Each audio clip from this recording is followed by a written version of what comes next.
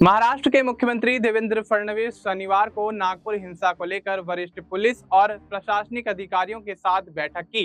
इसके बाद उन्होंने कहा कि नागपुर हिंसा को लेकर झूठा प्रचार किया गया कि कुरान की आयत जलाई गई, जिसकी वजह से बड़े पैमाने पर हिंसा फैलती हुई नजर आई। सीएम ने आगे कहा कि हिंसा में शामिल लोगों को जब तक हम सबक नहीं सिखा देते तब तक हम लोग शांत नहीं बैठेंगे। खासकर पुलिसकर्मियों पर जिन लोगों ने हमला किया है उन्हें हम नहीं छोड़ेंगे। उन्होंने कहा कि दंगाइयों से हिंसा में हुई नुकसान की भरपाई की जाएगी, उनकी प्रॉपर्टी भी जब्त की जाएगी।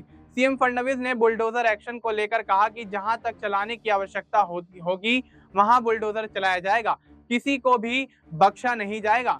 सीएम देवेंद्र फडणवीस ने नागपुर दंगा होने के बाद पहली बार वहां पहुंचकर मौजूदा स्थिति को जानने का प्रयास किया था। आज उन्होंने जो नागपुर में दंगे के मसले पर वरिष्ठ स्तर के अधिकारियों से उसकी पूरी जानकारी हासिल की। हिंसा में बड़े पैमाने पर पुलिस के जवान घायल हुए। पुलिस पर हमले के एक भी दोषियों को नहीं छोड़ेंगे।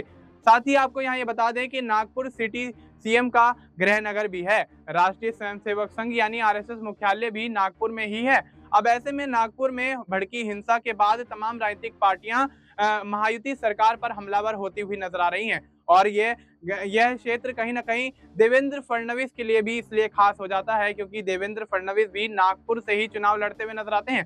तो ऐसे में अब नागपुर में भड़की इस हिंसा के बाद देवेंद्र फडणवीस और उनकी सरकार यहाँ पर किस तरह से इस मामले को लेकर शांत करवाती हुई नजर आती है, क्योंकि देखा जा रहा है नागपुर में भड़की हिंसा के बाद जिस तरह से तमाम विपक्षी पार्टियों ने देवेंद्र फडणवीस की सरकार और महायुति गठबंधन पर हमले बोलना शुरू किया है, उससे महाराष्ट्र के अंदर राजनीतिक माहौल काफी ज्यादा गर्माता हुआ नजर आ रहा है। तो अब ऐसे में नागपुर में भड़की इस हिंसा को लेकर देवेंद्र फडणवीस की सरकार आने वाले समय में किस तरह के प्रयास करती हुई नजर आएगी, ये भी देखना दिलचस्प होगा। फिलहाल आपको इस मुद्दे पर क्या कुछ लगता है, आप अपनी राय हमें कमेंट करके बता सकते हैं। बाकी देश और दुनिया से जुड़ी तमाम जानकारी के लिए आप देखते रहिए एसपीएन न्यूज़।